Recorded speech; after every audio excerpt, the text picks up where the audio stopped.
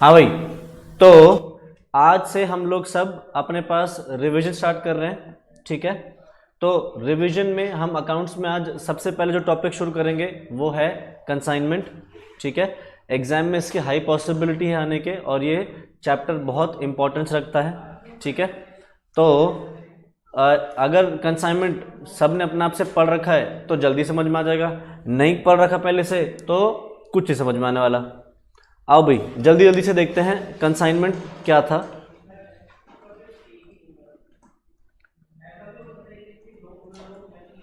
Consignment में हमने देखा था, उसकी सबसे पहले हमने पढ़ी थी क्या अपने पास डेफिनेशन।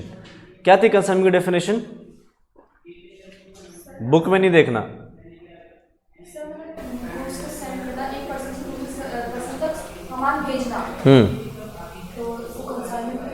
बस सामान भेज दिया है उधर से उधर तो मैं तो उसको डिलीवरी बोल दूंगा। होलसेलर से रिटेलर को भेज दिया तो ये कंसाइनमेंट होता है। बहुत बढ़िया। हाँ भाई एग्जैक्टली याद नहीं, बट कोई बात नहीं, जितनी याद है उतनी बता दे।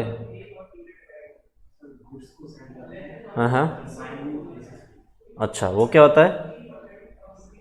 गुड्स को सेंड करते हैं कंसाइनमेंट बेसिस पे। बहुत बढ़िया, मैं कंसाइनमेंट पूछ रहा हूँ, तू कंसाइनमेंट डेफिनेशन कंसाइनमेंट डाल दे।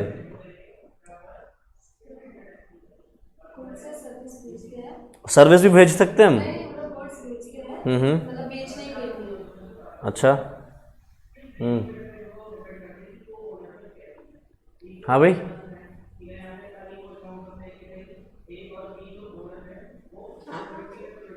जो ऑनलाइन बैठे हैं, क्या था कंसाइनमेंट? जल्दी से एक बार बताएंगे क्या था कंसाइनमेंट?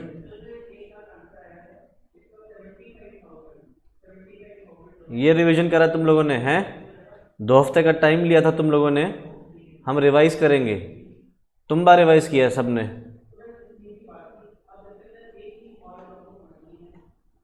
कंसाइनमेंट क्या है? जब एक इंसान दूसरे इंसान को गुड्स भेजता है अपने रिस्क पे कि वो गुड्स दूसरा बंदा सेल करेगा, और सेल करके उसको जो पैसा आएगा वो वापस करेगा, और बदले में वो उसको कमीशन देगा। तो एक इंसान दूसरे इंसान को क्या करता है? नहीं, ये होलसेलर से रिटेलर वाला कॉन्सेप्ट नहीं है नालायक। रिटेलर सामान खरीद लेता है, उसके बाद वो उसके साथ जो मर्जी करे, वो रिटेलर का सामान होता है, रिटेलर फिर उसको कितने प्राइस पे भी बेचे। होलसेलर रिटेलर वाला कॉन्सेप्ट नहीं है ये। कंसाइनर कंसाइनी को सामान भेजता है, कंसाइनी माल खरीदता नहीं है, रखता है बस। रिटेलर और होलसेलर में होलसेलर रिटेलर को बेच देता है और वो खरीदता है रिटेलर। यहाँ पे वो खरीद नहीं रहा है, वो बस सामान अपने पास रखेगा, बेच के पैसे इसको वापस कर देगा। रिटेलर वापस नहीं करता पैसे। तो कंसाइनर कंसाइनी को सामान भेजता है, और कंसाइनी क्या करेगा? उसको कस्टमर्स को सेल करेगा। सेल करने पे जो भी पैसा आएगा वो पैसा वापस करेगा, बदले में कंसाइनर कंसाइनी को क्या देगा? कमीशन देगा। और कंसाइनी ने अगर कोई खर्चे करें तो वो खर्चे भी उसको रिम्बर्स करेगा। कोई भी लॉसेस होंगे तो वो सारे कौन बेयर करेगा? कंसाइनर बेयर करेगा। तो इसकी डेफिनेशन थी, when one person sends goods to another person, when one person sends goods to another person to be sold by the latter to the customers on the sole risk and behalf of the former। Risk किसका है? इसका है, और rewards भी किसके हैं? इसके हैं। तो on the sole risk and behalf of the consignor and for a certain reward या कमीशन। तो इसको क्या मिलेगी? कमीशन मिलेगी। तो हमारे पास इसमें पार्टीज क्या कौन कौन होती हैं? इसमें 2 पार्टीज हैं, एक है कंसाइनर, दूसरा है कंसाइनी। कंसाइनर क्या करता है? सामान भेजेगा, ये सामान बेचेगा, ये सारा रिस्क उठाएगा, ये कोई भी रिस्क नहीं उठाएगा, ठीक है। सारे खर्चे ये बेयर करेगा, ये एक भी खर्चा बेयर नहीं करेगा। इसने जो भी खर्चे करे होंगे वो इससे रिम्बर्स करवा लेगा। फिर कंसाइनी क्या करेगा? कमीशन लेगा। ये क्या करेगा? सारे रिवॉर्ड्स लेगा। बेच के जो पैसा आएगा सारा इसका, इसका क्या है, कमीशन बनेगा। ठीक है, तो ये हो गया हमारा कंसाइनमेंट की बेसिक डेफिनेशन या उसके अंदर जो पार्टीज होती हैं। अब इसके अंदर हमने बुक्स ऑफ अकाउंट जब देखे थे तो बुक्स ऑफ अकाउंट्स कंसाइनर के और कंसाइनी के दोनों के देखे थे।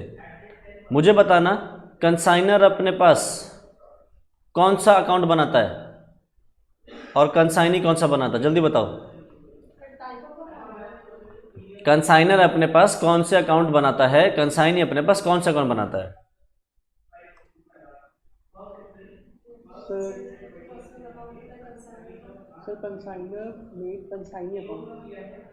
कंसाइनर बनाता है कंसाइनी अकाउंट। अच्छा, कंसाइनी में consignment account. Consignee makes consignment account. अच्छा, तो कंसाइनर बनाता है कंसाइनी अकाउंट। अच्छा, कंसाइनी बनाता है कंसाइनर अकाउंट। और भी कोई बनाते हैं क्या? कंसाइनी में कंसाइनमेंट अकाउंट भी बनता है। बहुत बढ़िया, बहुत बहुत बढ़िया। हाँ भाई,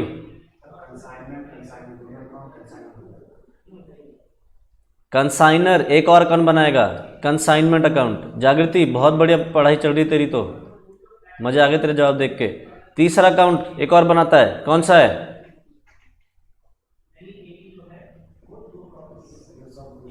sales of goods on approval basis. बहुत बढ़िया, कमाल के आंसर्स, बहुत ही ज्यादा बढ़िया, नालायक कहीं के। Goods Saint on consignment account.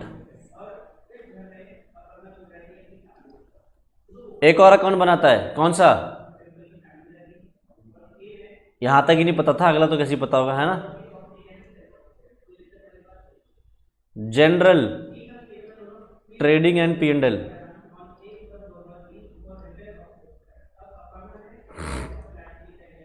Consignor अपने पास 4 खाते बनाएगा, कंसाइनी अपने पास एक ही अकाउंट बनाएगा बस, ये और कोई अकाउंट्स नहीं बनाएगा। अच्छा, अगर मैं पूछूं nature of account, consignee account कौन सा है? 3 तरह के अकाउंट्स होते हैं, कंसाइनी अकाउंट कौन सा है? नॉमिनल। नालायक। पर्सनल। कंसाइनमेंट अकाउंट कौन सा है? Sir nominal. Goods and consignment कौन सा है?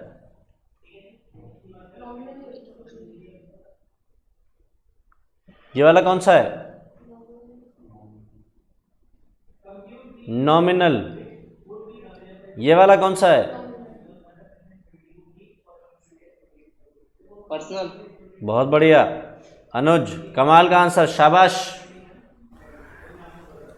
कंसाइनर अकाउंट कौन सा अकाउंट होता है? पर्सनल। ये रिवीजन करके आए नालायक 2 हफ्ते में। तो कंसाइनर अपने पास 4 खाते, कंसाइनर अपने पास एक, इनके नेचर ऑफ अकाउंट हमारे सामने है, पर्सनल, नॉमिनल और 3 नॉमिनल है और इसका एक पर्सनल। अब एक बार format of consignment account revise करते हैं जल्दी से।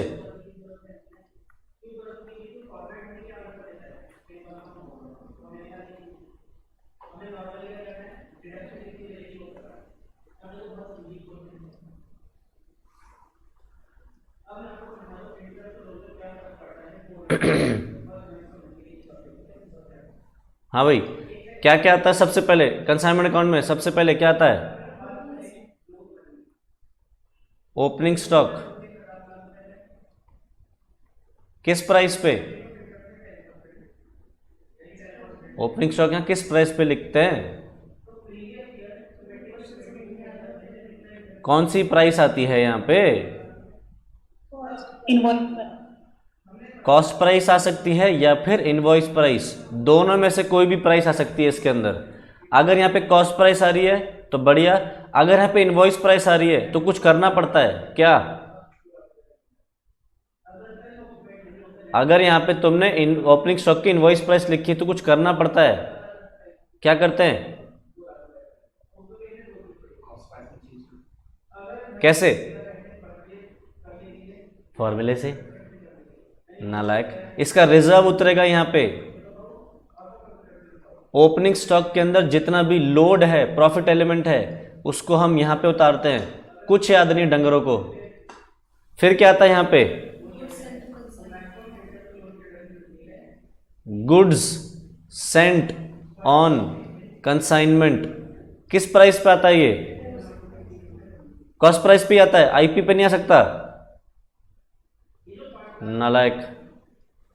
इसका लोड इधर उतरता है, लोड ऑन गुड सेंट। फिर क्या आता है? हाँ, तो किस नाम से लिखते हैं? कैश के नाम से। किसके क्या लिखते हैं पे? कैश में होता क्या?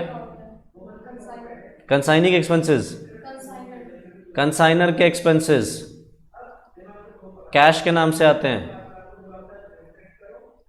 और क्या आता है? किस नाम से? कैश है बैंक के नाम से। बहुत बढ़िया। कंसाइनी के नाम से आएंगे, कंसाइनी के एक्सपेंसेस। ये पढ़ाई कर रहे हैं लोग, नालायक। और क्या आएगा यहाँ पे? कमीशन, किस नाम से? कंसाइनी के नाम से।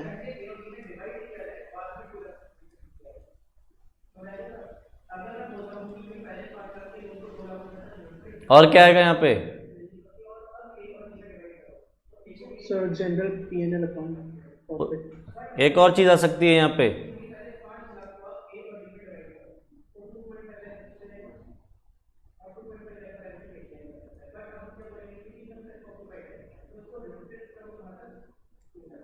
और एक चीज आ सकती है, क्लोजिंग स्टॉक नहीं, closing stock reserve.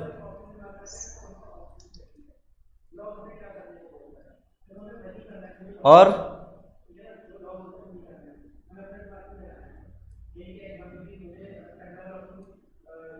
General P&L। अगर यहाँ पे पी ना रहे तो क्या है? प्रॉफिट है कि लॉस? अगर जनरल P&L डेबिट साइड पर है तो क्या है? प्रॉफिट है कि लॉस?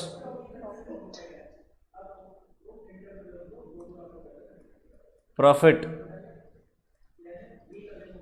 इधर क्या आएगा? बस सीधा क्लोजिंग स्टॉक। बहुत बढ़िया, सीधा क्लोजिंग स्टॉक, कोई सेल नहीं, सीधा क्लोजिंग स्टॉक। सेल किस नाम से आएगी?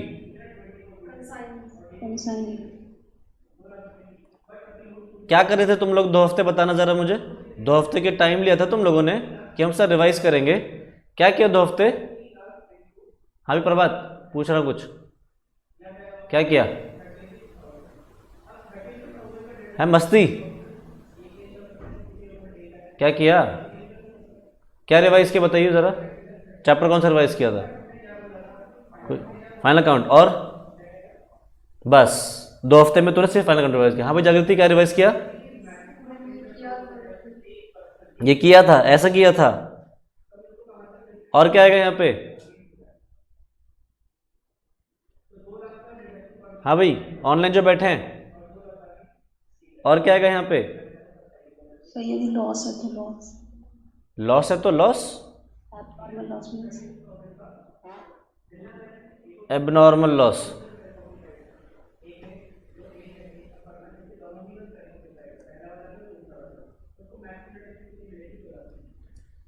Goods returned. फिर एबनॉर्मल लॉस वाला पोर्शन। एबनॉर्मल लॉस में अगर कुछ इंश्योरेंस क्लेम मिल गया और कुछ लॉस हो गया, कैसे दिखाएंगे उसको? एबनॉर्मल लॉस का ट्रीटमेंट में जब हम करते थे कि थोड़ा बहुत लॉस हो जाता था और थोड़ा बहुत इंश्योरेंस से क्लेम मिल जाता था, तो कैसे रिप्रेजेंट करते थे?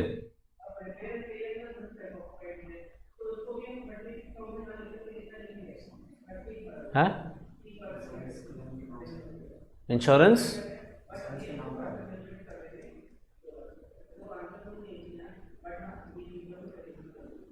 इंश्योरेंस क्लेम लिख दो, इंश्योरेंस कंपनी लिख दो।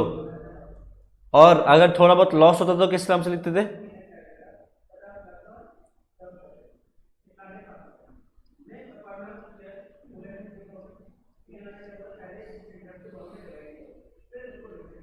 और क्या आता है?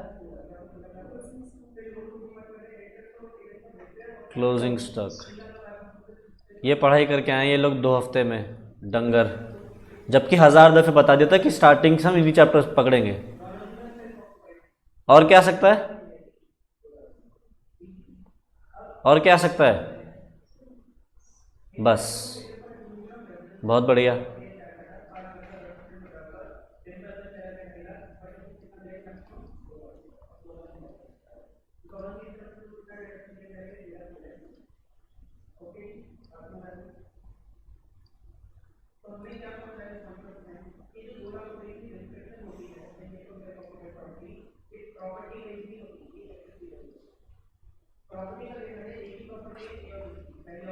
अगला, कंसाइनी अकाउंट।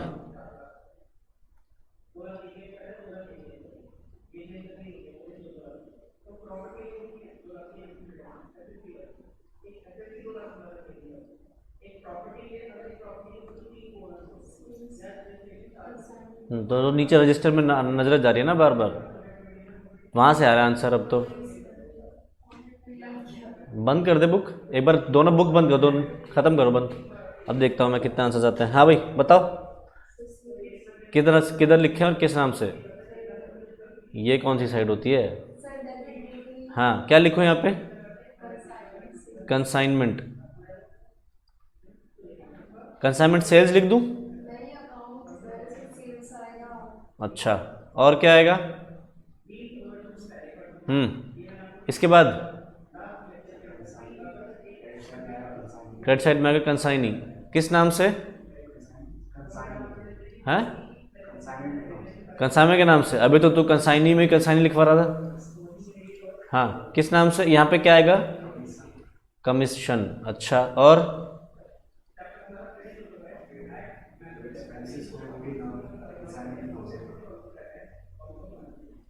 जो एक्सपेंसेस जो हैं वो भी कंसाइनमेंट के नाम से। अच्छा, और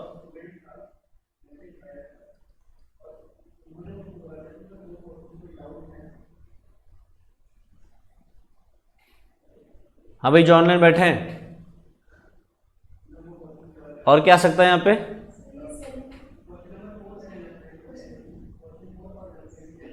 कमीशन। भावना आंखें बंद है कि खोल, वो ही कर दी, फोड़ दी? क्या लिखा है फर्स्ट पॉइंट में मैंने यहाँ?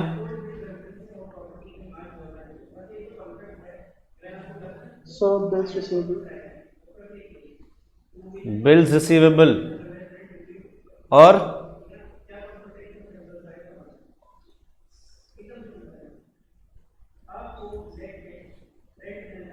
और हाँ भाई जागृति, तू तो रिवाइज करके आई थी। मुझे गुस्सा इस बात का आ रहा है कि 2 हफ्ते लेके तुम लोगों ने क्लास का टाइम वेस्ट भी किया है और अपना भी टाइम वेस्ट किया है।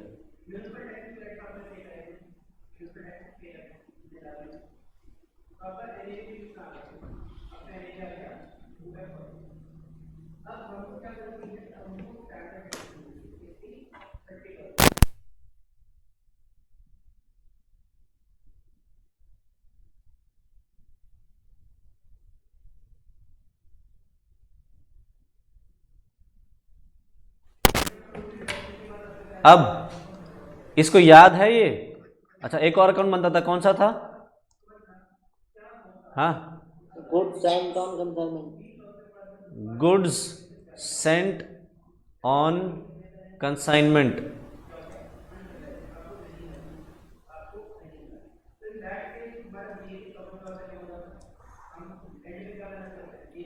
हाँ भाई, क्या क्या आता था इसमें?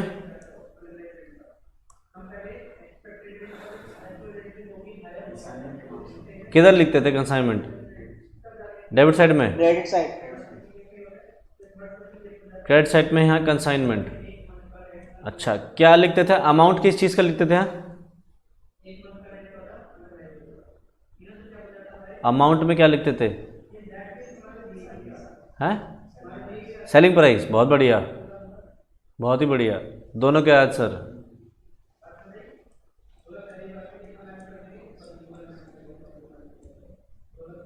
यहाँ क्या लिखते थे, यहाँ पे डेबिट साइड पे कुछ नहीं, छोड़ देते थे ऐसे ही, बैलेंस का डन लिख देते हैं। कमाल का आंसर है ना जागृति? सर हाँ, ट्रेडिंग अकाउंट अमाउंट क्या लिखते थे यहाँ पे?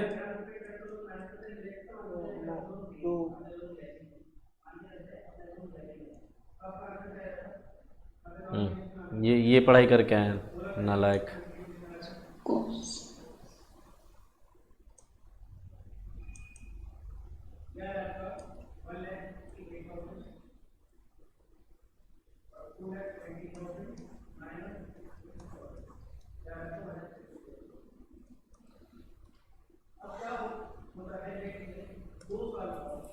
ऑनेस्टली बताना किसने पढ़ाई करी थी, जल्दी से एक बार बताओ। हाँ भाई, ऑनलाइन जो बैठे हैं सब, किसने पढ़ाई करी थी? थोड़ा बहुत रिवाइज किया करती, क्लैट और एलेट के भी मॉक्स चल रहे थे। अच्छा, बाकी यश, भावना, पूनम, श्रुति? सर जितने चैप्टर्स हुए थे उसका मतलब जो FHD के थे और उनके क्वेश्चन सॉल्व किए थे। श्रुति, अनुज? सर मैंने बैकअप्स कंप्लीट किए थे पार्टनरशिप फॉर फाइनल अकाउंट्स। तो रिवाइज कुछ नहीं किया? No sir. Anuj Pandit? Sir मैंने रिवाइज कुछ नहीं किया सर, मैं कॉलेज का पढ़ रहा था, पेपर आने वाले हैं मेरे अप्रैल में। अप्रैल में है ना? तो ये सीए का एग्जाम नहीं देना? 2 तारीख से सर ऑफलाइन है मेरे। कुछ भी हो,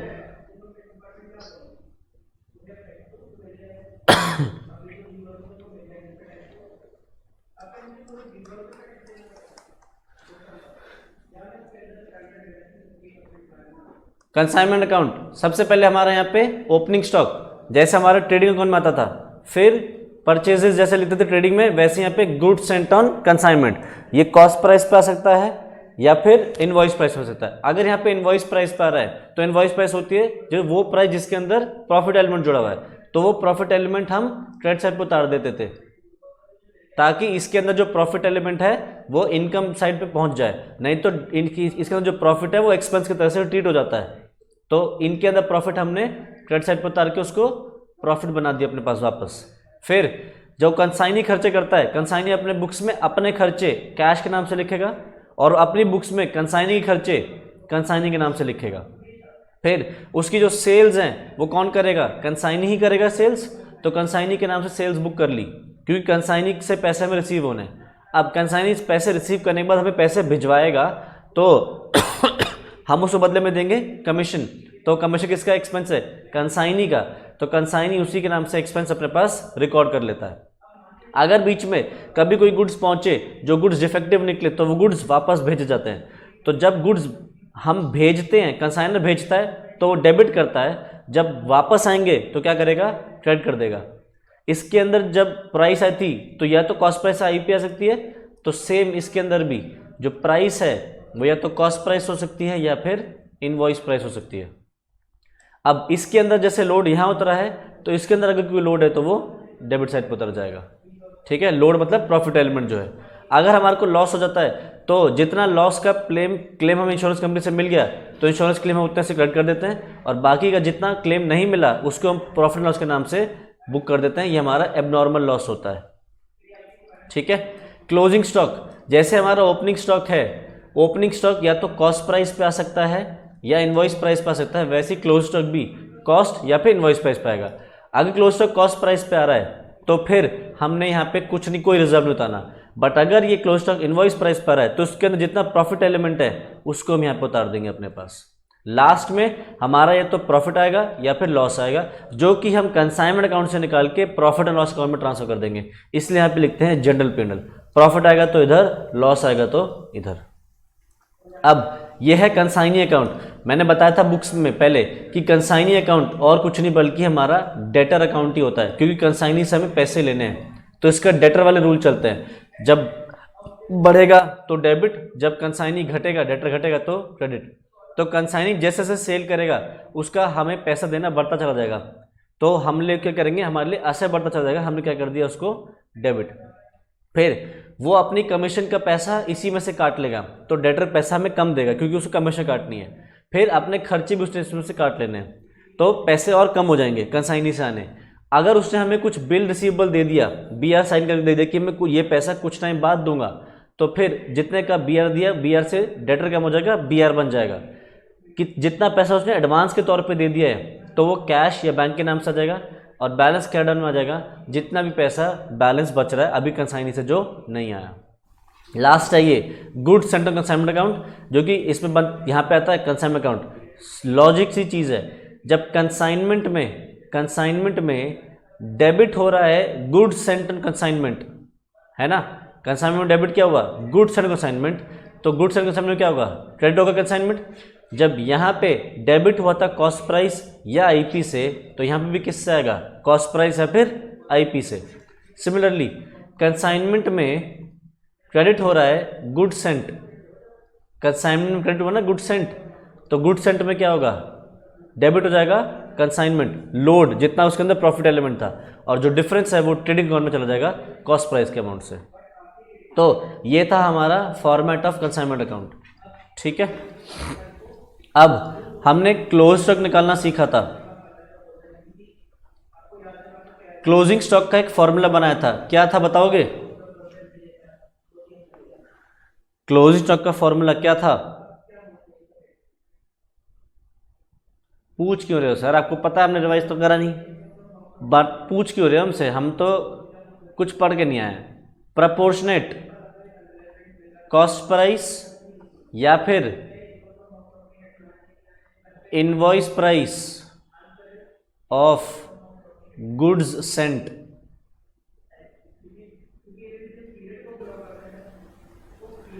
प्लस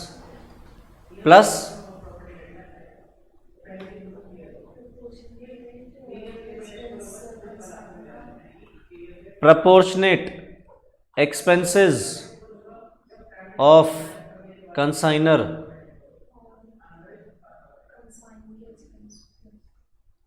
कंसाइनी के एक्सपेंसेस भी क्या लिख दो यहाँ पे, proportionate expenses of कंसाइनी। बहुत बढ़िया।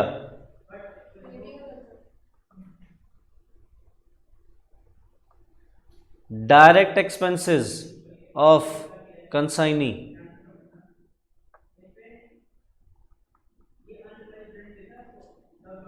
यहां से आएगा क्लोजिंग स्टॉक। ये क्या है, डायरेक्ट एक्सपेंस ऑफ कंसाइनी क्या है,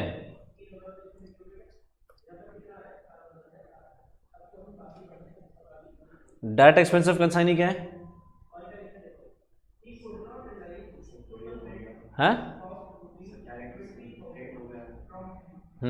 एग्जाम्पल नहीं पूछ रहा मैं तेरे से, मैं पूछ रहा इसका मतलब क्या है, direct expense of consignee.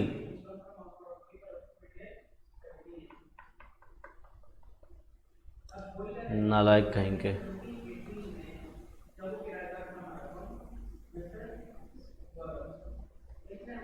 Consignee के एक्सपेंसेस दो होते हैं,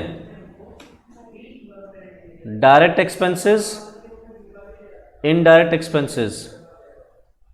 डायरेक्ट एक्सपेंसेस कौन से होते हैं, expenses up to godown, godown तक के जितने भी खर्चे हैं वो सारे खर्चे डायरेक्ट है। Expenses of godown and after godown, वो सारे इनडायरेक्ट एक्सपेंसेस हैं।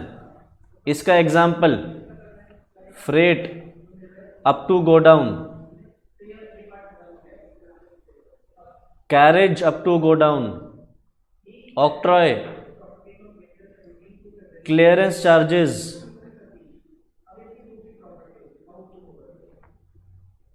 Custom duty,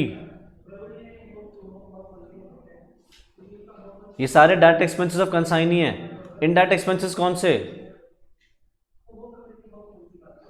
selling expenses, advertisement, godown rent,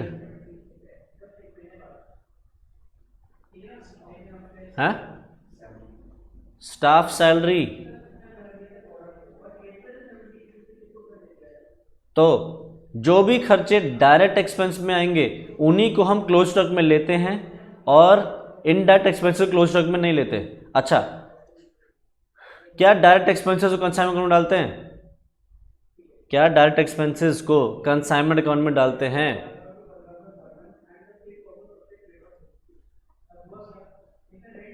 ये कंसाइनमेंट अकाउंट में जाएंगे। क्या ये वाले जाएंगे? क्या इनडायरेक्ट एक्सपेंसेस कंसाइनमेंट में जाएंगे? Yes sir. जाएंगे। कंसाइनमेंट अकाउंट में कंसाइनी का हर खर्चा जाएगा, चाहे वो डायरेक्ट है चाहे वो इनडायरेक्ट है। मतलब जब डालने की बारी आएगी खर्चे यहाँ पे, तो डायरेक्ट एंड इनडायरेक्ट दोनों खर्चे जाएंगे।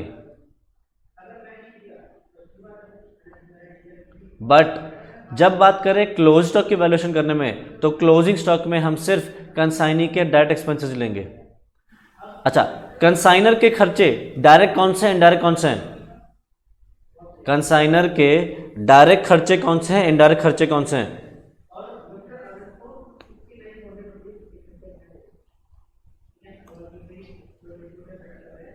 नालायक। कंसाइनर के सारे एक्सपेंसेस डायरेक्ट होते हैं। जो भी खर्चा कंसाइनर अपनी जेब से तुरंत पे कर रहा है, सारे एक्सपेंसेस डायरेक्ट होते हैं। बताओ, कंसाइनर के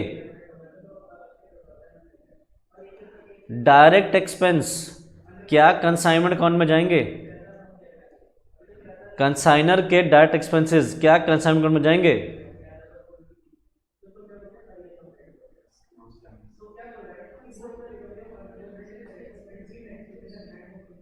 जाएंगे कंसाइनमेंट अकाउंट में। कंसाइनर के सारे खर्चे डायरेक्ट हैं, तो यहां पे जब तुम खर्चे लिखोगे, यहां पे सारे एक्सपेंसेस लिखोगे, यहां पे भी सारे एक्सपेंसेस लिखोगे। डायरेक्ट है या इनडायरेक्ट है? डायरेक्ट इनडायरेक्ट का कॉन्सेप्ट सिर्फ कंसाइनी में होता है, और उसके लिए भी हमें सिर्फ देखना कब है डायरेक्ट एक्सपेंस क्लोज स्टॉक की वैल्यूएशन में, वरना कंसाइनी के जिस तरीके के भी खर्चे हों सारे के सारे कंसाइनमेंट में ट्रांसफर होंगे ही होंगे। और क्या है, हमने खर्चे कर लिए। क्लोज स्टॉक की वैल्यूएशन, जो भी कॉस्ट प्राइस है, invoice price, expense of consignor, expenses of direct expenses of consignee. अच्छा, और क्या देखा था हमने इस चैप्टर में? फिर कमीशन। पता ना कमीशन कितने तरीके की हैं? 3 तरीके की। क्या क्या है? डेल क्रेडिट और ओवरराइडिंग और नॉर्मल। हाँ भाई, भावना बंद कर दे बुक्स, तो बोला था ना बंद कर दे। हाँ बंद कर दे, बंद कर दे। डेल क्रेडिट कमीशन कौन सी थी? तो तूने नोट्स क्यों नहीं देखे जब हमने क्लासेस का? डेल क्रेडिट कमीशन कौन सी होती है? नहीं, बाद में। सर जो टोटल सेलिंग प्राइस पर पेड होती है। जो टोटल सेलिंग प्राइस पे होती है। बहुत बढ़िया।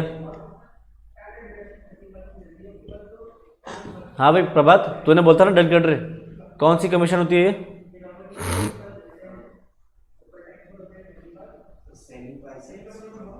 सेलिंग प्राइस से जो एक्स्ट्रा होती है। बहुत बढ़िया।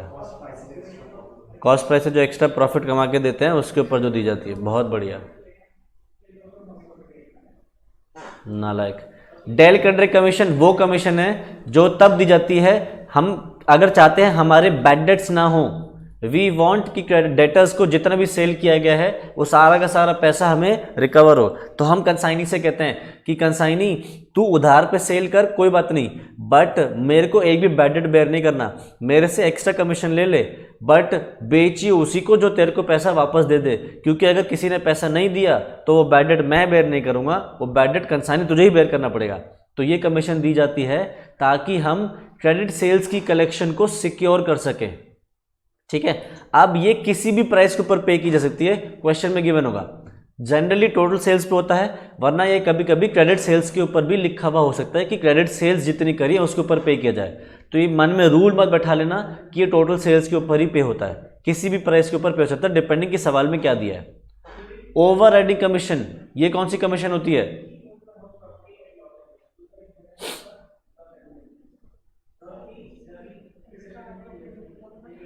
अगर कंसाइनी ने हमारी बताई हुई प्राइस से ऊपर पे बेचा है तो जितने ऊपर पे बेचा है उस अमाउंट के ऊपर जो हम उसको कमीशन देंगे वो होती है हमारी over riding commission. Let us suppose हमने उससे कहा था कि 200 रुपये में बेचना, उसने जाके बेचा 300 रुपये में, तो जो 100 रुपये उसने एक्स्ट्रा कमा के हमें दिए, हम इस 100 रुपये के ऊपर अलग से कमीशन देंगे और ये जो 200 रुपये है इसके ऊपर अलग से कमीशन देंगे। ठीक, अच्छा, नॉर्मल कमीशन कौन सी है?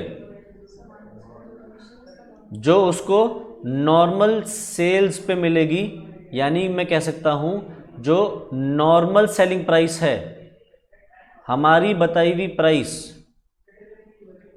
तो जो नॉर्मल सेलिंग प्राइस है अगर वो उस पे बेचता है तो उसको मिलेगी नॉर्मल कमीशन। हमारी बताई हुई प्राइस से ऊपर पे बेचेगा तो जितना ऊपर बेचा है उसके लिए अलग कमीशन, और इसके ऊपर जो फिक्स कमीशन था पहले से वो पे होगा। और डेल कैडरे की क्रेडिट सेल्स पे पैसा पूरा रिकवर हो जाए, कलेक्शन हमारी में कोई बैड डेट ना हो, तो ये इसलिए कमीशन पे की जाती है। तो डेल कैडरे, ओवरराइडिंग और नॉर्मल कमीशन ये हो गया हमारा।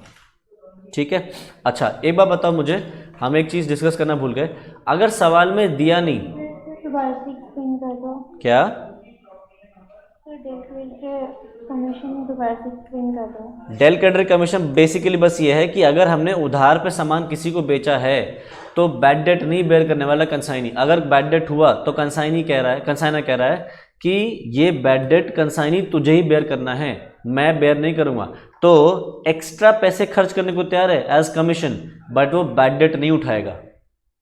ठीक है, तो अगर कोई बैड डेट हुआ तो वो बैड डेट कंसाइनमेंट अकाउंट में नहीं आएगा। बट अगर डेल कैडरे कमीशन नहीं दी, अगर डेल कैडरे कमीशन सवाल में नहीं दी गई और कोई बैड डेट गिवन है तो फिर बैड डेट यहाँ पे बुक होगा कंसाइनी के नाम से। ठीक है, यहाँ पे कंसाइनी के नाम से बैड डेट बुक कर दिया जाएगा। बट अगर डेल कैडरे कमीशन दी है तो कमीशन के अंदर जो ये वाला पोर्शन है इसके अंदर डेल कैडरे कमीशन दिखेगी, बट इस कंसाइनी के जो एक्सपेंसेस हैं इसके अंदर बैड डेट नहीं आएगा फिर। अच्छा एक बात बताओ मुझे, अगर कंसाइनी के खर्चे बताए नहीं गए कि डायरेक्ट हैं या इनडायरेक्ट है तो हम क्या मान के चलेंगे कि क्या है वो खर्चे? हम मान के चलेंगे इनडायरेक्ट एक्सपेंसेस हैं। अगर सिर्फ बोल दिए कि कंसाइनी के एक्सपेंसेस है 500 रुपये, ये नहीं बताया इसमें कितने डायरेक्ट है कितने इनडायरेक्ट हैं, तो हम सारे के सारे खर्चों को क्या मानेंगे? Indirect expenses. ठीक है, आगे और क्या देखा था हमने इस चैप्टर में? कमीशन हो गया हमारा। अच्छा, इसके अंदर एक सवाल है हमारे पास जो नोट्स में है, क्वेश्चन नंबर 4, इसको बहुत अच्छे से कर लेना क्योंकि कमीशन के ऊपर ही है। और एक क्वेश्चन और है इसका कमीशन का, क्वेश्चन नंबर 7, ये वाला, जहां पे वो कमीशन निकाल के देने की बात कर रहा है। यहाँ पे ये सवाल इंपॉर्टेंट है, एग्जाम में हाई पॉसिबिलिटी है कि ये सवाल आ सकता है। ठीक है, तो इस सवाल के ऊपर जरूर कर लेना, एक बार चाहो तो अभी अटेम्प्ट करो। चलो जल्दी से क्वेश्चन नंबर 7 पढ़ते हैं और कमीशन निकालने की कोशिश करेंगे। कह रहा है, Anita of Gurgaon sent to Rachna of Janakpuri a consignment of 250 TV set costing 10,000 each. Expenses of 7,000 were paid by the consignor. Rachna spent 4,500 for clearance and the selling expenses were 500 per TV as and when the sale is made. Rachna sold 150 TV set at 14,000 per TV and 75 TV sets at 14,400 per TV. Rachna was entitled to a commission of 500 per TV sold plus 1/4 of the amount by which gross sale proceeds less total commission exceeded a sum calculated at the rate of 12,500 per TV sold. Calculate the commission payable to Rachna. सवाल ने यहाँ पे वो नहीं मांगा कि consignment account बनाओ, consign account बनाओ, सीधे सीधे क्या कह रहा है, कंसाइनमेंट बना के दिखाओ, कमीशन निकाल के दिखा दो हमारे को। तो कमीशन की बात यहाँ पे शुरू हो रही है, कह रहा है Rachna was entitled to a commission of 500 per TV sold, ठीक, plus 1/4 of the amount by which gross sale proceeds less total commission exceeded a sum calculated at the rate of 12,500 per TV sold. तो 500 रुपये पर TV sold के हिसाब से तो commission है ही, उसके अलावा क्या कर रहा है 1/4 of the amount by which gross sale less total commission exceeded a sum calculated at the rate of 12,500 per TV sold. मुझे बताना 3 कमीशन पढ़ी है हमने, कौन सी कमीशन यहाँ पे दी गई हैं? 3 तरह की कमीशन होती हैं, तो इनमें कौन सी कमीशन है?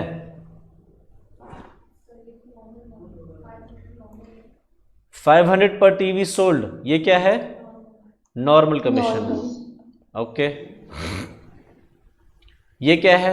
1/4 of the amount by which gross sale proceeds, ये वाला जो है ये क्या है? ओवरराइडिंग। ओवर डाइनिंग, तो ओवरराइडिंग। Over riding.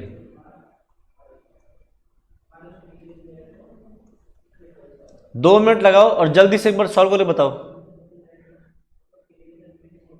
करो 2 मिनट, ध्यान से पढ़ो सवाल। एग्जाम में ये सवाल आने के पॉसिबिलिटी है क्योंकि ये आ चुका है पहले भी सवाल। तो 2 मिनट लगाओ और नॉर्मल कमीशन बताओ कितनी, ओवरराइडिंग कमीशन बताओ कितनी, जल्दी। और पीछे के नोट से नहीं आंसर देखना है, देख लोगे तो तुम्हारे नुकसान है, कोई प्रॉब्लम नहीं है, मुझे कर लेना चीटिंग, बट तुम्हारे नुकसान है, एग्जाम में नहीं आएगी ये नोटबुक तुम्हारे काम।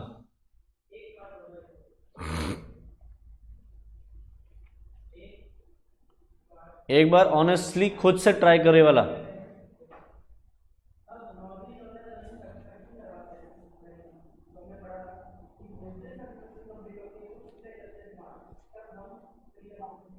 सर 3625 होगी क्या कितनी? 3625 गलत।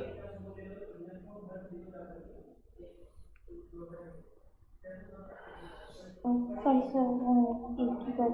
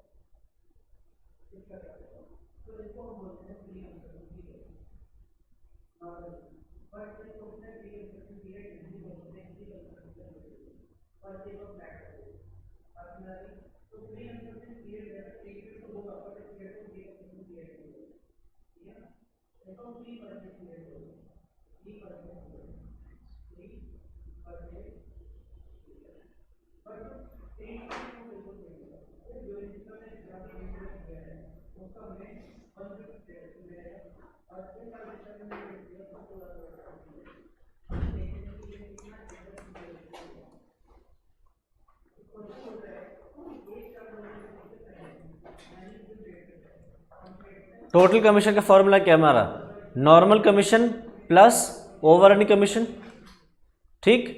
अब हमारी नॉर्मल कमीशन कितनी बोल रहा है? वो कह रहा है नॉर्मल कमीशन है 500 पर टीवी सोल्ड, जितने भी टीवी बेचे हैं हर टीवी का 500 रुपये।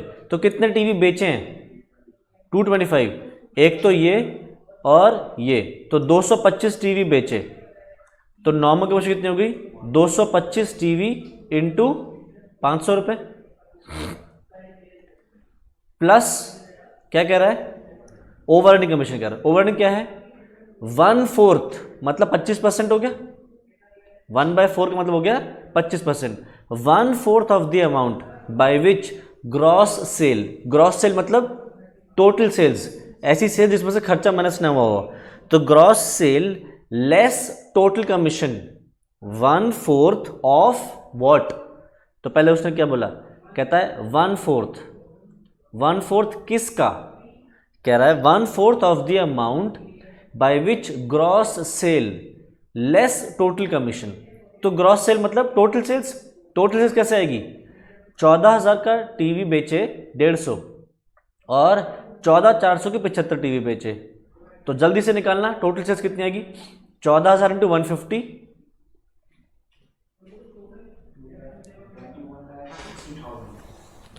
और 75 टीवी इंटू 14,400, 75 इंटू 14,400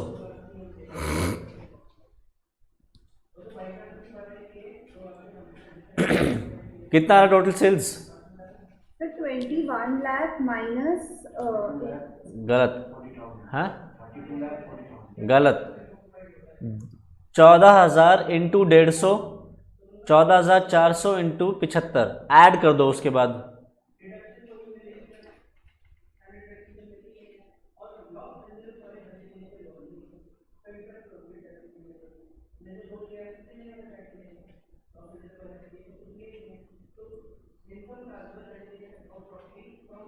या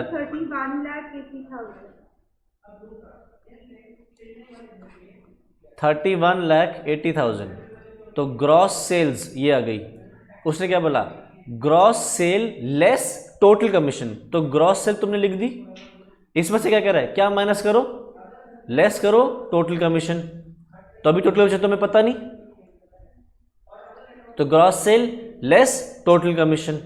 अब आगे क्या कह रहा है, एक्सीडेड, ग्रॉस सेल्स में से टोटल कमीशन माइनस कर दें, उसके बाद जो अमाउंट आ रहा है वो जितने से एक्सीड करता है a sum calculated at the rate of 12,500 per TV sold. तो वो कहना चाह रहा है अगर ये 225 टीवी हम 12,500 पे बेचते तो जितनी एक्स्ट्रा 12,500 से कमाई करी है वो माइनस कर, वो उस पर कमीशन देंगे।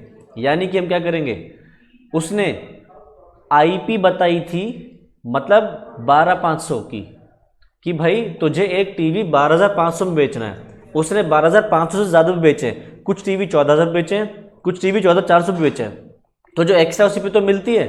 तो कितने टीवी बेचे, 225, तो नॉर्मल सेल्स होती ये, बट एक्चुअल सेल्स हुई ये कितना, 12,500 इंटू 225, 28,12,500। ठीक है, तो मैं क्या कर रहा हूं, let total commission be x, तो क्या हो जाएगा, x is equal to 225 into ये 1,12,500 आ जाएगा प्लस 1/4, 31,80,000 माइनस दिस, करना कितना आ रहा है, 31,80,000 माइनस दिस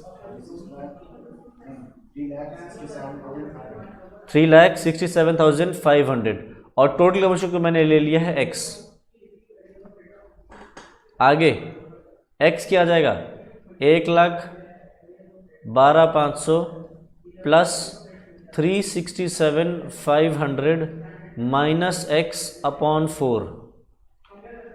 अब ये सॉल्व करेंगे तो हो जाएगा 4x इज इक्वल टू, ये कितना आ जाएगा, 1,12,500 इंटू 4 करना कितना आ रहा है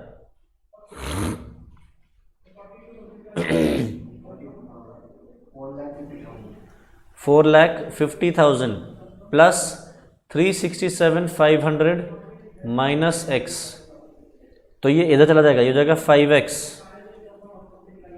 इज इक्वल टू, ये कितना, नहीं 8,17,500 है ना, 6 5 11 हो जाएगा, 4 3 7 8, हाँ x कितना 8,17,500 डिवाइडेड बाय 5 कितना आ रहा है 8,17,500 डिवाइड बाय 5,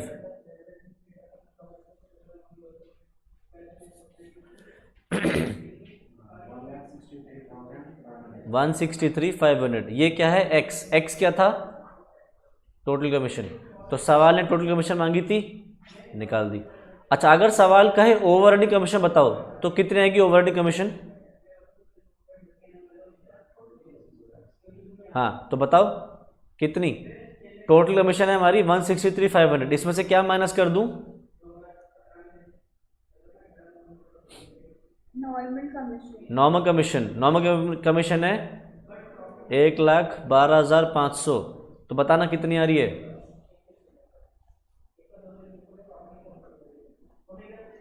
51,000 आ रहा है ये। Yes sir. तो ये सवाल मैंने प्रॉपरली क्लास में भी डिस्कस किया हुआ है, जिसको याद नहीं आ रहा है तो जो उसकी वीडियोस हैं, पुरानी वीडियोस, एक बार जाके उनको अपने पास ऐप पे जरूर देख लेना। तो ये हो गया हमारा कमीशन। तो इनके ऊपर जो क्वेश्चंस हैं, इन क्वेश्चंस को अपने पास अटेम्प्ट कर लेना, और जिसको भी प्रॉब्लम आ रही है कोई क्वेश्चंस में, तो पुरानी वीडियोस सारी पढ़ी हैं ऐप पे, जाके देख लो, वहाँ से सारी याद आ जाएंगी। सारे क्वेश्चंस, एक एक क्वेश्चन मैंने क्लास में अटेम्प्ट करवाया। आगे इसके बाद इस चैप्टर में क्या रह गया हमारा? और एक हमारा नॉर्मल लॉस का ट्रीटमेंट था, अब नॉर्मल लॉस का ट्रीटमेंट था। हमने सीखा है नॉर्मल लॉस के साथ क्या करते थे हम।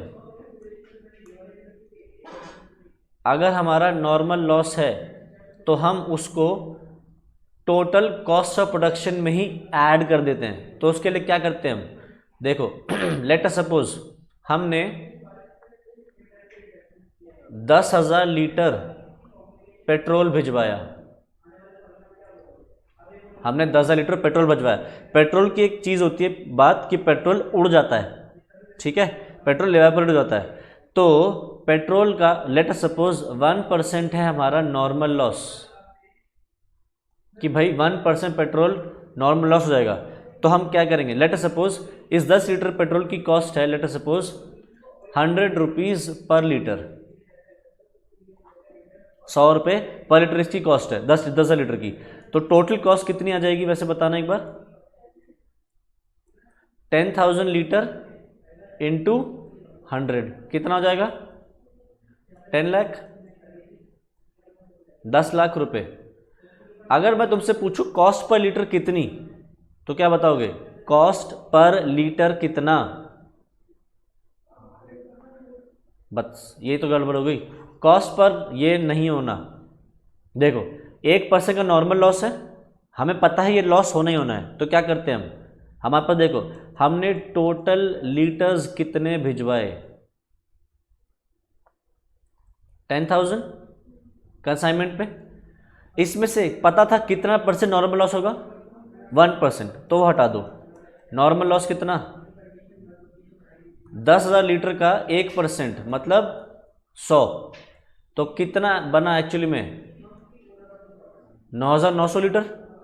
यही थे लीटर्स अवेलेबल फॉर सेल, है कि नहीं? बाकी तो हमारे को पता है उड़ जाना है। तो जो अवेलेबल फॉर सेल था ये था 9,900 लीटर। अब मैं पूछता हूं कॉस्ट पर लीटर कितना, तो तुम 10 लाख को 9,900 से डिवाइड करोगे। 10 लाख डिवाइडेड बाय 9,900 कितना आ रहा है? 10 लाख को डिवाइड कर दो 9,900 से, कितना? 101.0101।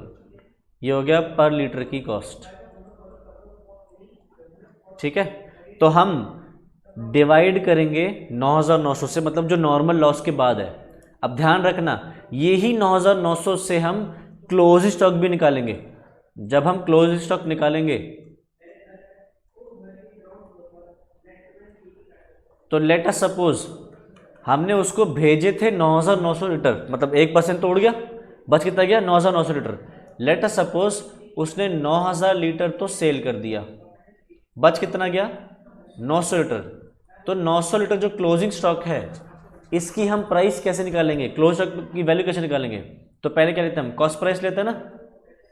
तो हम क्या करेंगे, 10 लाख रुपए की जो टोटल कॉस्ट है इसको डिवाइड करेंगे 9,900 से, मल्टीप्लाई करेंगे 900 से। फिर हम एक्सपेंसेस ऑफ कंसाइनर भी लेते हैं, एक्सपेंसेस ऑफ कंसाइनर वो हम किस पे लेंगे? मान लो कंसाइन के खर्चे हैं 20,000 रुपये, टोटल खर्चे कंसाइनर के हुए 20,000, तो 20,000 को डिवाइड करेंगे हम 9,900 से, मल्टीप्लाई करेंगे 900 से। Similarly direct expenses of consignee उसको भी हम 9,900 से करेंगे। जैसे लेट अस सपोज उसके खर्चे हैं 35,000 रुपये, तो 30,000 डिवाइडेड बाय 9,900 इंटू 900, ठीक है। और फिर हम कॉस्ट निकालेंगे। यहाँ तक कोई डाउट किसी को? नेक्स्ट अगला है हमारा एबनॉर्मल लॉस। एबनॉर्मल लॉस हमारा दो जगह में से किसी एक जगह पे हो सकता था। कहाँ पे? एबनॉर्मल लॉस दो सिचुएशन में हो सकता है, कुछ याद नहीं। एबनॉर्मल लॉस हो सकता है या तो ड्यूरिंग ट्रांजिट, मतलब जब सामान कंसाइनर से कंसाइन तक आ रहा है उसी बीच में एबनॉर्मल लॉस हो गया, या फिर ये हो सकता है एट गोडाउन ऑफ कंसाइनी। तो अगर एबनॉर्मल लॉस हो रहा है ड्यूरिंग ट्रांजिट तो उसको निकालेंगे कैसे? Proportionate cost price of goods sent, इसमें प्लस कर देंगे proportionate expenses of consignor, consignor के खर्चे, क्योंकि देखो सामान अभी तक पहुंचा नहीं है, पहुंच ही रहा है, उसी बीच में मान लो एक पेट्रोल का टैंकर ब्लास्ट हो गया। पेट्रोल का एग्जांपल लेता हूं मैं, तो मान लो एक पेट्रोल का टैंकर ब्लास्ट हो गया, तो अभी तो सामान रास्ते में गया ही ना, तो दो ही चीज़ों का नुकसान हुआ। क्या? एक तो जो पेट्रोल उड़ गया, ब्लास्ट हो गया, और दूसरा उस टैंकर में जो भिजवाने का खर्चा था फ्रेट, वो खर्चा, दो ही खर्चे हुए। कंसाइन तक तो अभी पहुंचा ही नहीं कि कंसाइन उस पर खर्चा कर पाए, तो क्या करेंगे? सिर्फ दो ही खर्चे ऐड करेंगे, यहां से आएगा हमारा टोटल लॉस, ठीक है। इसमें से इंश्योरेंस कंपनी ने हमें जितना क्लेम दे दिया वो माइनस कर देंगे, इंश्योरेंस क्लेम, इसमें से हम उसको माइनस कर देंगे। क्या आ जाएगा? जो हमारे को क्लेम रिसीव नहीं हुआ। Let us suppose total loss हुआ था 2 लाख रुपए का, 2 लाख रुपए में से इंश्योरेंस कंपनी ने दे दिए 1,80,000, तो कितने नहीं दिए? 20,000। ये 20,000 का जो लॉस है इसको क्या करेंगे हम? ट्रांसफर टू P&L, जो हमने यहां देखा था।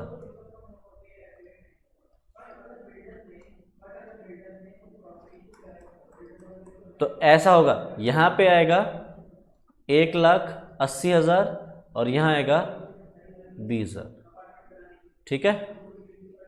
आगे अगर लॉस हो रहा है एट द गोडाउन, मतलब उसके गोडाउन पे पहुंच गया है और वहां से ब्लास्ट हुआ है पेट्रोल का टैंकर, तो क्या होगा? क्या क्या नुकसान हुआ? एक तो पेट्रोल उड़ गया, ब्लास्ट हो गया, दूसरा जो कंसाइनी ने खर्चे करे थे भिजवाने के वो भी बेकार हो गए, और कंसाइनी ने भी खर्चे क्यों गए? कंसाइनी ने तो खर्चे करे भिजवाने के, कंसाइनी भी रेलवे स्टेशन से लेके गया होगा या कहीं से लेके गया अपने गोडाउन तक, तो जो उसके डायरेक्ट एक्सपेंसेस हैं वो डायरेक्ट एक्सपेंसेस भी बेकार हो गए, तो तीनों एक जुड़ जाएंगे। यानी कि जो कैलकुलेशन क्लोजिंग स्टॉक की होती है वही इसकी हो जाएगी। Proportionate cost price of goods and proportionate expenses of consignor और proportionate direct expenses of consignee. तीनों खर्चे हमारे बेकार हो गए क्योंकि अब ये पेट्रोल का टैंकर हमारा ब्लास्ट हो गया। ये हो गया हमारा टोटल लॉस। इसमें से सेम माइनस कर देंगे हम इंश्योरेंस क्लेम, जितना हमें क्लेम मिल गया, और क्या डिफरेंस आ जाएगा? जो ट्रांसफर टू P&L हो जाएगा, ठीक है। तो ये हो गया हमारा एबनॉर्मल लॉस ड्यूरिंग ट्रांजिट या फिर एट द गोडाउन, ठीक है। और क्या रह गया?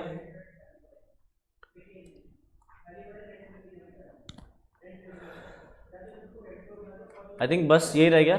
छोटा मोटा सवाल और रह गया कि अगर कभी कभी ऐसा भी हो सकता है सवाल में कि कंसाइनर ने सामान खरीदा पर सारा सामान कंसाइनमेंट पर नहीं भेजा, कुछ सामान अपने पास रोक लिया, तो लेट अस सपोज कंसाइनर ने बाय करा, let us suppose 10,000 kg of rice, ठीक है। उसने उसमें से क्या किया, 6,000 किलो उसने कंसाइनमेंट पे भेज दिया और 4,000 किलो उसने खुद बेचा, ठीक। तो ऐसे सिचुएशन में क्या करेंगे, अगर ऐसा सवाल आ जाता है तो हम अपने पास बनाएंगे एक ट्रेडिंग अकाउंट, यानी कि जो जनरल पेन की बात करी थी मैंने कि 4 खाते बनाता है, वो चौथा खाता डिस्कस कर रहा हूं मैं यहाँ पे। तो जो जनरल ट्रेडिंग एंड पेनल है वो बनाएंगे। तो सबसे पहले क्या करेंगे, हम अपने पास पहले डालेंगे उसके परचेजेस। तो उसने कंसाइन ने खरीदे कितना था चावल, 10,000 किलो। तो 10,000 किलो लेट सपोज 100 रुपये पर केजी पे खरीदा था, तो 10,000 रुपये यहाँ डालेगा। उसने क्या किया, 6,000 किलो तो कंसाइनमेंट में भेज दिया ना, अपने पास तो नहीं रखा। तो क्या करेंगे, यहाँ लिख देंगे कंसाइनमेंट, नहीं यहाँ लिख देंगे हम गुड्स सेंट ऑन कंसाइनमेंट। कितना, 6,000 किलो।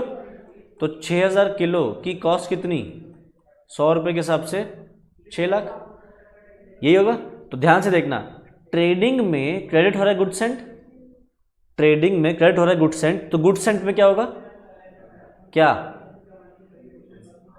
ट्रेडिंग, अगर ट्रेडिंग में क्रेडिट हो रहा है गुड सेंट तो गुड सेंट में क्या होना चाहिए, क्रेडिट होना चाहिए ट्रेडिंग। देखो हमने यही सीखा है, गुड सेंट में क्या होगा, क्रेडिट होगा ट्रेडिंग। किससे, कॉस्ट प्राइस से। और यहाँ पे भी किससे किया हमने, कॉस्ट प्राइस से तो किया, ठीक। उसने 4,000 किलो खुद बेच दिए, या खुद बेच में से इसमें से मान लो 3,500 किलो बेच दिया, 500 किलो अभी भी उसके पास बच रहा है। तो क्या करेगा, जो सेल करा उसको सेल के नाम से डाल देगा, और जो क्लोज स्टॉक है वो क्लोज स्टॉक के नाम से देगा। मतलब ये ट्रीटमेंट तो वही जो फाइनल अकाउंट्स में करते हैं। फाइनल अकाउंट्स में तो सेल सेल के नाम से लिखते हैं, क्लोज स्टॉक के नाम से लिखते हैं। तो जो भी 3,500 बेचे, मान लो उसने 3,500 किलो 150 में बेच दिए, तो ये आ जाएगा 150 के हिसाब से, बच गए उसके पास 500 किलो, 500 किलो 100 रुपये पे दिखा देगा, ठीक है।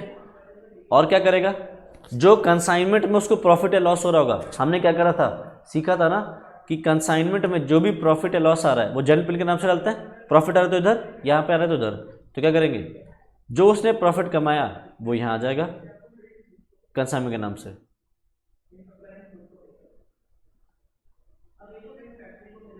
ये हो गया प्रॉफिट, और अगर लॉस होता है तो वो इधर आ जाएगा।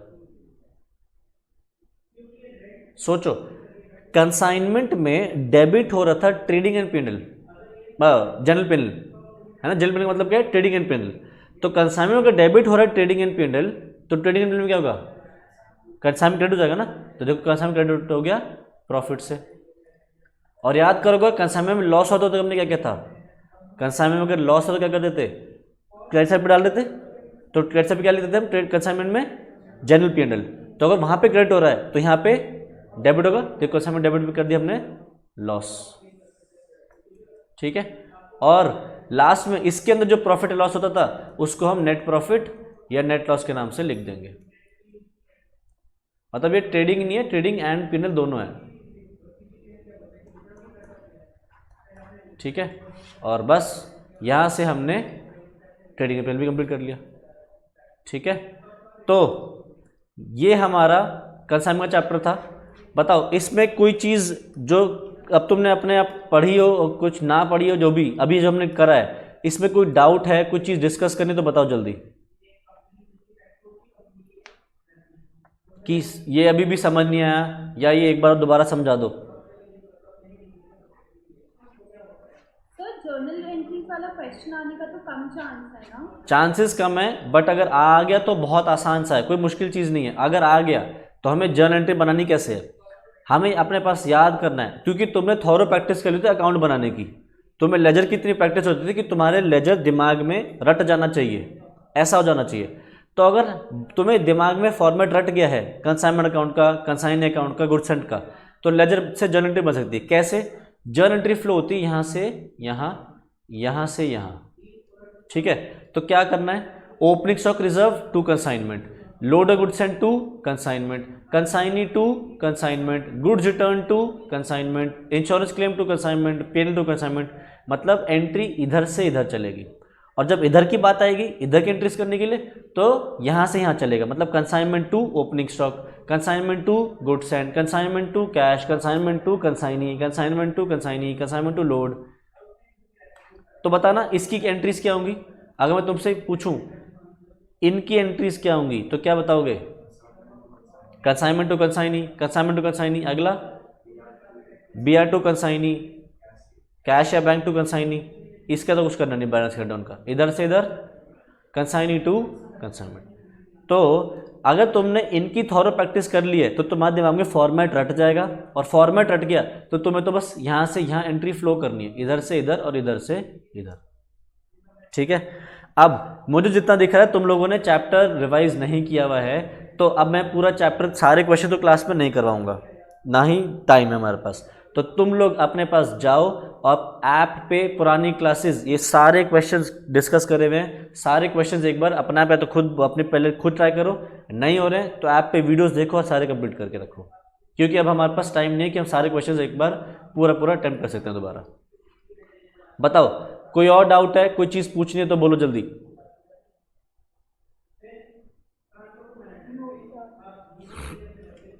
चलो तो आज हम फिर इतना ही करते हैं, ठीक है।